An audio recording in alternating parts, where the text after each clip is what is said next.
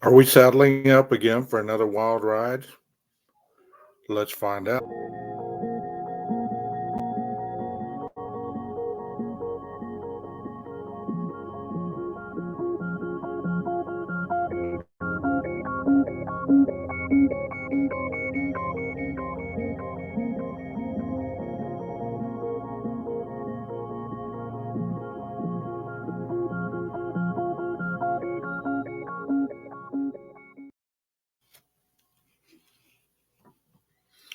Good afternoon, everybody. This is 12 Gauge.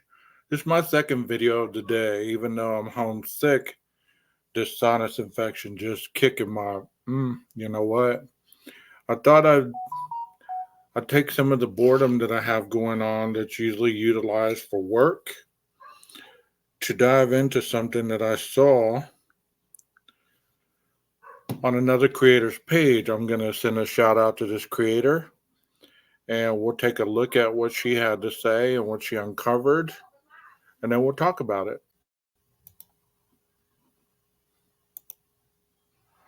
So in this article, it says Jack Showalter's sister is now demanding an apology for her family. In several now deleted videos on her TikTok page, Annika Klein shares screenshots of the many hateful messages written about Showalter during the investigation of the murders. In another video, she expresses gratitude about the arrest of Kohlberger, noting that not only does it give the families of the victims a chance to heal, but it also provides all the people who were falsely accused and dragged through the mud a chance to heal as well. Klein is reacting to a now deleted video shared by a true crime TikTok, which includes images of the Showalter family and their relatives, their homes, and names of some of their workplaces. That's kind of scary. Okay, so anyway, then she says, basically, let's see. This is part of a different article where they're talking about how family members of the suspects were being, talked about. Some TikTok users also accused Klein of protecting her friend. Oh, because basically in this part of the article, they're talking about Darren Duncan and how he came out and spoke about his about the person who was killed by SWAT in Washington. So they were just saying how maybe he was covering for his friend, and so they said the same thing about Annika, accusing her of protecting her friend. Occasionally, Klein posted in true crime Facebook groups to defend him. A stranger sent a threat in response: "Karma is going to put a noose around your neck." Okay, that's really scary too. On another occasion, That is pretty scary. Just get to the part where supposedly this is an entry by Mr. Showalter. It doesn't say his name, but she reads what is said here. And if you want to check out the page, it's called Post Woke World. I just stumbled upon this page, and I am going to subscribe and I am going to like. And I'll let her read what supposedly Mr. Showalter wrote. Last month or so. And it was posted in 4chan. And I don't remember when the Paramount episodes started filming regarding the I don't remember when they started filming regarding the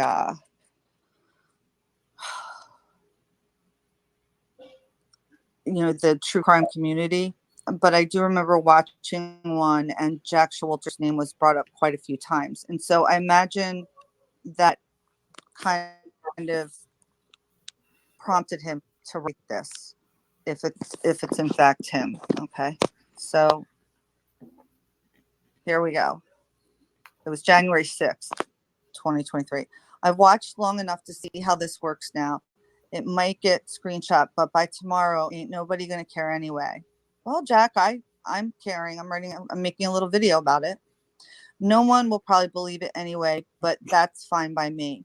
I was trying to look after the girls that night. I was supposed to give them a ride home. They ditched me and took off while I was talking to that bigger guy at the food truck. Can't remember his name. Anyway, the guy told me the girls were leaving, and that's why I was like, what the fuck? Because I was supposed to take them home. Man, if they had just let me take them home, they would fucking be alive. Do you guys understand? I didn't go to Boise or Africa. I went home and went to sleep. Was woke up on Sunday to phone calls telling me what the fuck happened. That's interesting. Woke up. So I wonder what time he woke up. Shit kills me to know if they would have waited on me, they probably would be alive right now. I hate myself for it. So I got a couple things to say. Y'all are supposed to be smart. Please figure it out. I've had a couple to drink. Ain't no way a K-bar could do what got done to my friends. More than one person, too. The law got the wrong driver on purpose. Where you think a sheath like that could come from, Major Pain?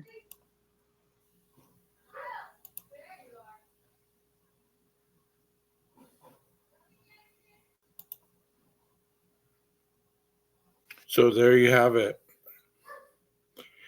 That's interesting stuff, I thought. I mean, if he did write that, supposedly, it tells a lot. The bigger guy he was talking about was obviously Joe Vito. Um, and he obviously said that if he would have gave them a ride home that night, they might be alive. And he said there's no way the one person did this with a K-bar knife. The police got the wrong driver. If that was him, how would he know all this? I mean, how would somebody who wasn't him know all this? That's what I meant to say. Like I said, I'm still kind of sick, so brain's not functioning, firing as clearly. So think about that a little bit. You know, was he made aware of what's going to happen to the girls? So that's why he hung on around them so much and was, supposedly going to give them a ride home? Or was he driving them home to set them up? Make sure that he got them where they needed to be instead of them being able to wander off and go do their own thing. A lot of speculation right there. There's not a lot of information that is not under the gag order that can tell us otherwise. But I think it's interesting where this individual, whoever wrote this, said, I didn't drive to Boise and I didn't go to Africa. That's huge. Even if it wasn't him, if it was a family member that wrote that, if it was his sister that wrote that for him, because I can't imagine being that close to two people all night long, and then you wake up the next day to find out that they've been murdered. That'd be tough, man. That'd be tough as a 20, 21-year-old kid, knowing that you were trying to protect them and they ran off from you, and this is what happened, or you were meant to take them to a particular place, out of harm's way. There's that damn dog again, bro. There's that damn dog. I don't know. It's like he hears my voice on this thing and he instantly starts going crazy. The dog's my biggest fan. If you like the dog, hit a like. If you like dogs, hit a like. If you like dogs, hit a subscribe. You'll hear more from the dog. Anyways, there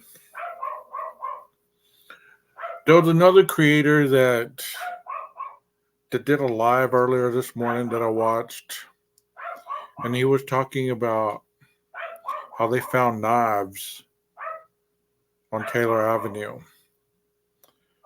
in December 2022.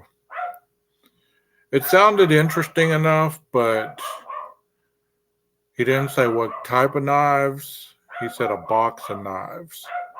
This could have been cutlery that somebody got for Christmas that they didn't like, threw it on a trash. Could have been cutlery that somebody was using to skin a deer or whatever you use knives for out in the open.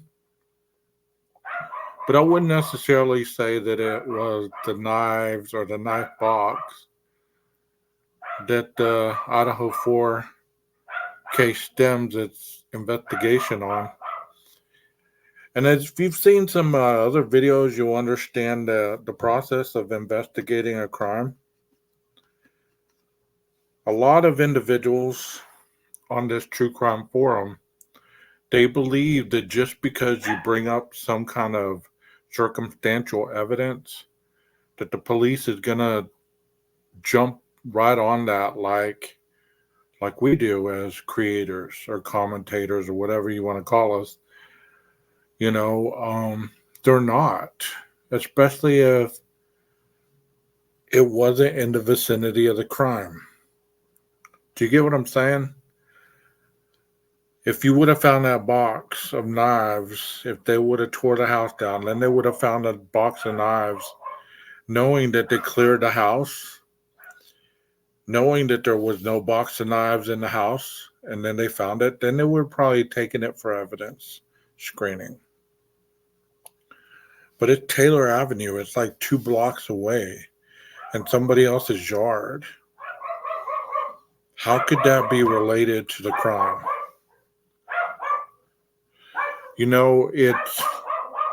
It's interesting, though. I mean, it's interesting, as people say.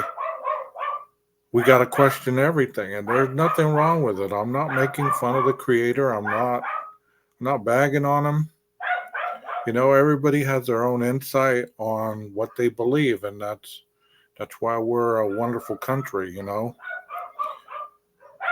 But in reality, you got to make it make sense. You got to make it make sense. You got to use logic. Or if you don't use logic, then you're doing it for another purpose. You're doing it so if I put knives found, that means that you're going to instantly click on and hear what I got to say. What kind of knife? Where did they find it? Did they find the knife that Brian used to commit the murders? What did they find? Kind of like my title. It said, Jack is back. Which one, though? That makes you curious, right? So if you made it this far, then you know which Jack I'm talking about. You don't want to give up all your good information right off the bat. So I understand it.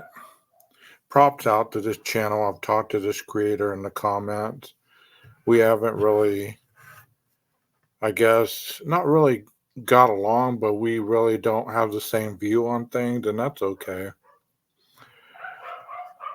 But this creator that has this video, it has some interesting information, and whether it's real, whether it's not, I have the same platform that everybody else does as far as showing and presenting my analytical breakdown of what was shown. Showalter has always puzzled me because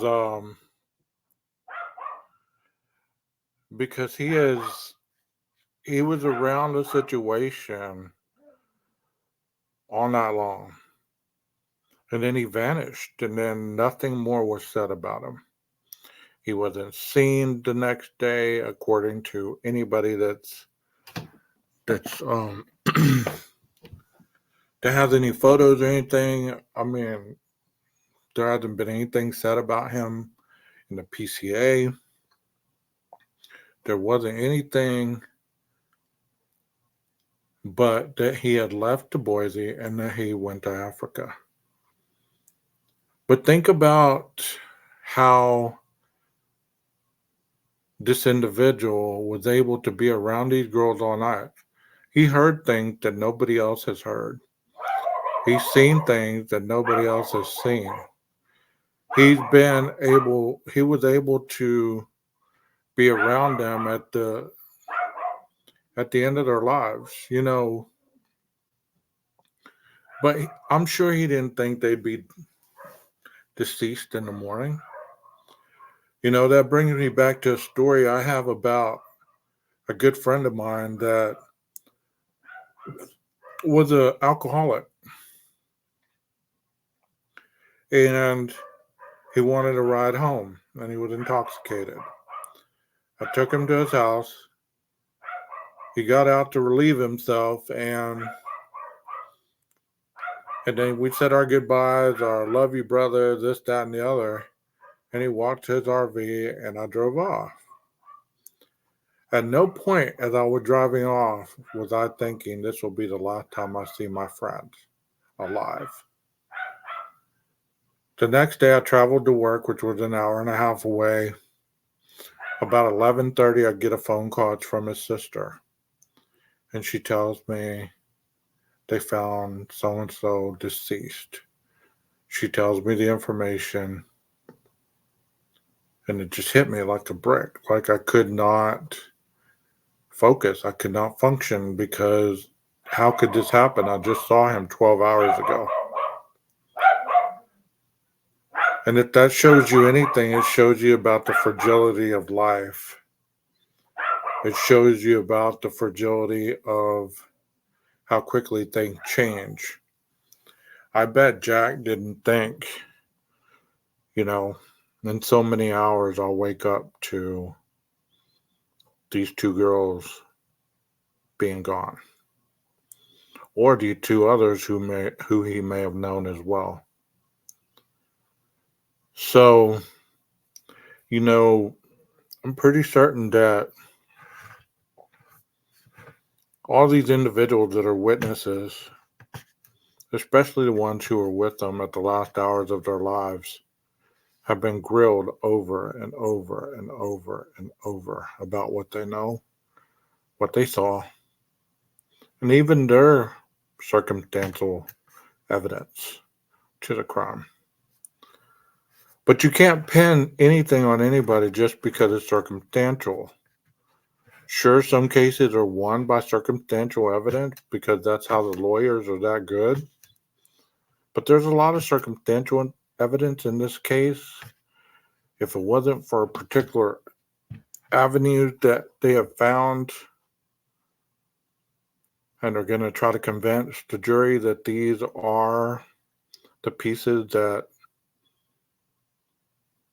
tie Mr. Kohberger to the murders, it is their obligation and their duty to that state to present the best court prosecution they can. Will they do it, or will the defense do such a good job that they present reasonable doubt to exonerate Mr. Kohberger?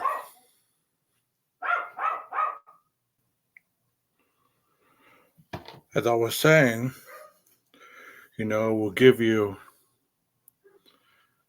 the clear understanding of where the trial will head. There'll be witnesses like Mr. Showalter, Dylan, Bethany, Jack D, Adam, a lot of the other roommates who knew these people, and they will be asked these questions. They will be asked, did they know Mr. Kohberger? Did they ever see him? Did they ever hear that he was stalking the girls? And you will hear yes, no. There won't be character assassination. There won't be, well, this person's not believable because of this or that. They'll just be the facts. So hopefully you've enjoyed this. I'm going to go take some medicine and try to get to feeling better. Leave some comments. Like it if you do. Subscribe if you haven't. And definitely go subscribe to the individual's page that I gave you. Let me see if I can find it again. That dog just throws me off so bad, especially when it just gets right there and starts yapping like that for no reason. I mean, it's just insane. But obviously, when your head's hurting, it's not a good thing too. Her page is called Post Woke World, or a he or she. It's Post, P-O-S-T, Woke, W-O-K-E, World, W-O-R-L-D. Go check her out. Go give her some subs. Go give her some likes. Go check out that video because it's full of information. It's full of some good stuff. Use your mind to expand to another dimension, but make sure that you use your mind to expand in a realm that could be argued in court in a way that it wouldn't just be circumstantial, it wouldn't be a hypothesis. You could connect the pieces all the way back to Mr. Kohberger.